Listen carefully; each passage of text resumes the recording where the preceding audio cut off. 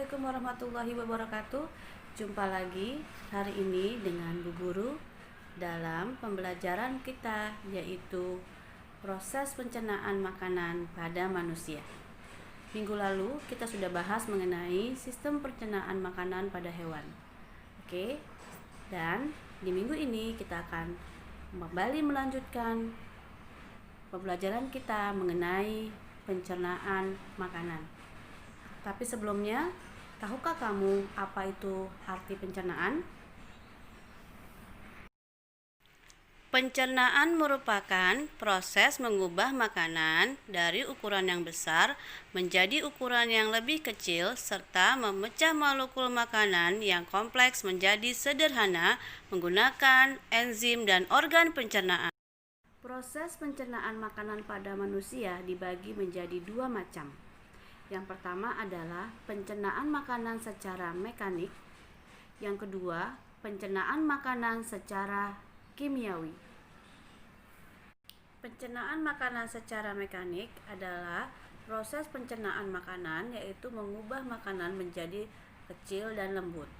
Proses pencernaan makanan secara mekanik terjadi di dalam rongga mulut dan dilakukan oleh gigi. Pencernaan secara kimiawi terjadi di dalam rongga mulut, lambung, dan usus. Pencernaan secara kimiawi ini dilakukan oleh enzim. Enzim adalah zat kimia yang dihasilkan oleh tubuh yang berfungsi menguraikan makanan menjadi sari makanan yang mudah diserap dalam tubuh. Selanjutnya, kalian pasti tahu dong apa saja organ pencernaan yang ada dalam tubuh manusia. Coba perhatikan gambar berikut. Nama organ-organ pencernaan tersebut pasti sudah nggak asing lagi dong buat kalian semua, ya kan? Nah, sekarang kita akan membahasnya secara satu persatu. Yang pertama, organ pencernaannya adalah mulut. Di dalam rongga mulut, makanan mengalami proses pencernaan makanan secara mekanik dan kimia. Proses pencernaan mekanik dilakukan oleh gigi dan lidah, sedangkan proses pencernaan secara kimiawi dilakukan oleh enzim yang dihasilkan dari air liur kita.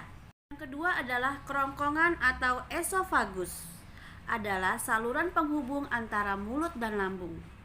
Pada kerongkongan tidak terjadi proses pencernaan makanan karena saluran ini hanya digunakan untuk jalannya makanan dari rongga mulut sampai dengan lambung.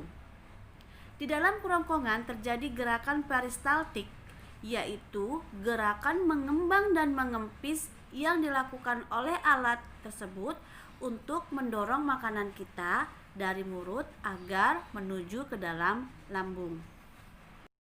Selanjutnya yang nomor 3 adalah lambung. Lambung merupakan kantong besar yang terletak di sebelah kiri rongga perut kita. Di dalam lambung, pencernaan terjadi secara mekanik maupun secara kimia. Proses pencernaan secara mekanik dilakukan oleh otot dinding lambung, sedangkan proses pencernaan secara kimiawi dilakukan oleh getah lambung yang dihasilkan oleh kelenjar lambung, di mana nanti enzim yang dihasilkan oleh getah lambung terdiri dari enzim pepsin, renin, dan asam klorida. Yang keempat adalah usus halus. Usus halus merupakan tempat terjadinya penyerapan sari-sari makanan. Usus halus terdiri dari 3 jenis, yaitu usus 12 jari, usus kosong, dan usus penyerapan. Di dalam usus 12 jari bermuara saluran pankreas dan empedu. Pankreas menghasilkan getah pankreas yang mengandung enzim-enzim, diantaranya adalah enzim amilase, 2 enzim tripsin, dan enzim lipase. Kelima, usus besar. Makanan yang tadi telah dicerna oleh usus halus selanjutnya akan diproses menuju ke dalam usus besar. Ya, disinilah terjadi pembusukan makanan yang dibantu oleh bakteri yang bernama Escherichia coli. Di dalam usus halus ini, bakteri ini sangat penting peranannya karena berguna untuk membantu proses pembekuan, pembusukan fases. Dan selanjutnya nanti fases tersebut atau kotoran manusia akan keluar menjadi kotoran yang harus dibuang, yang dibuang melalui saluran terakhir yang bernama anus. Sebelum kita akhiri, kita review kembali yuk.